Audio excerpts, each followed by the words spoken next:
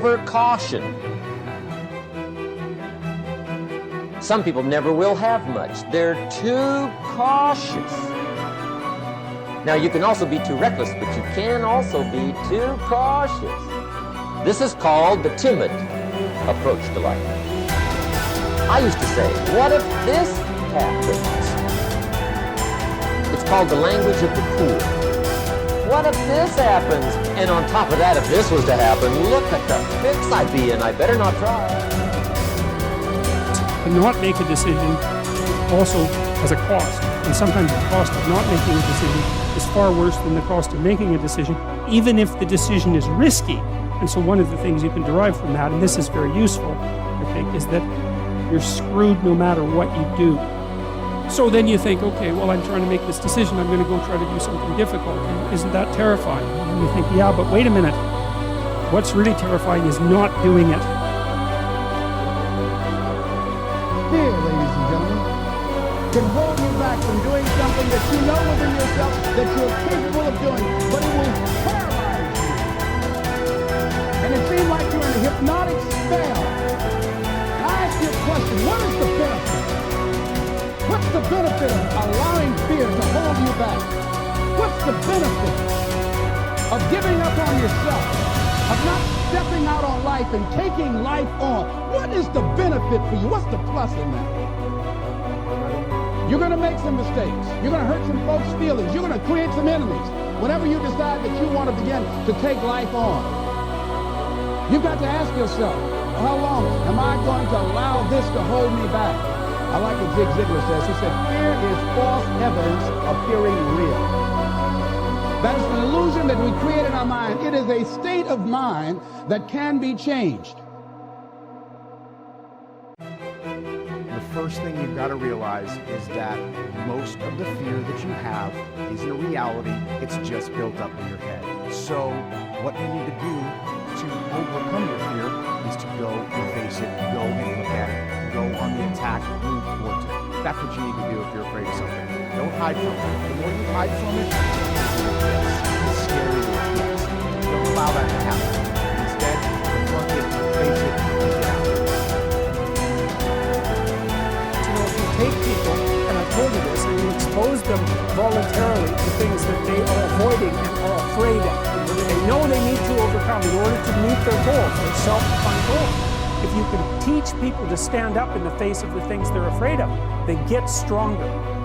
And you don't know what the upper limits to that are, because you might ask yourself, like, if for 10 years, if you didn't avoid doing what you knew you needed to do, by your own definitions, right, within the value structure that you've created, to the degree that you've done that, what would you be like?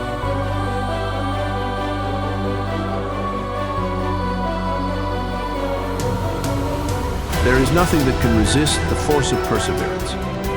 The way ahead of all of us is not clear sailing, but all hard passages can be bridged if you just think they can and concentrate on how to do it. But if you think the obstacles are unsurmountable, you will not, of course, try, and even if you do, it will be in only a half-hearted way, a way that accomplishes nothing. Many men will not begin an undertaking unless they feel sure they will succeed in it. What a mistake!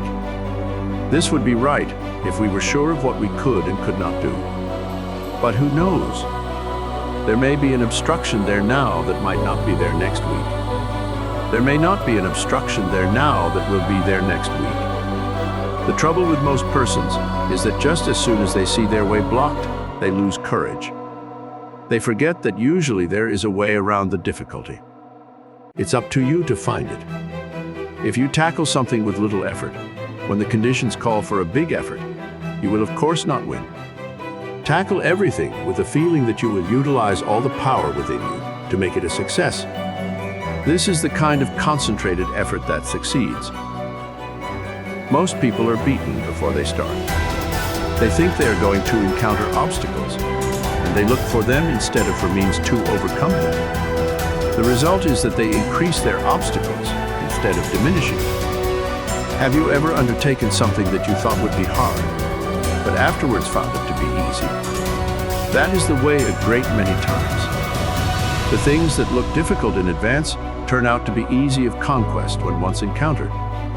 So start out on your journey with the idea that the road is going to be clear for you, and that if it is not, you will clear the way. All men that have amounted to anything have cleared their way, and they did not have the assistance that you will have today. The one great keynote of success is to do whatever you have decided on. Don't be turned from your path, but resolve that you are going to accomplish what you set out to do. Don't be frightened of the few rebuffs, for they cannot stop the man that is determined, the man that knows in his heart that success is only bought by tremendous resolution, by concentrated and wholehearted effort.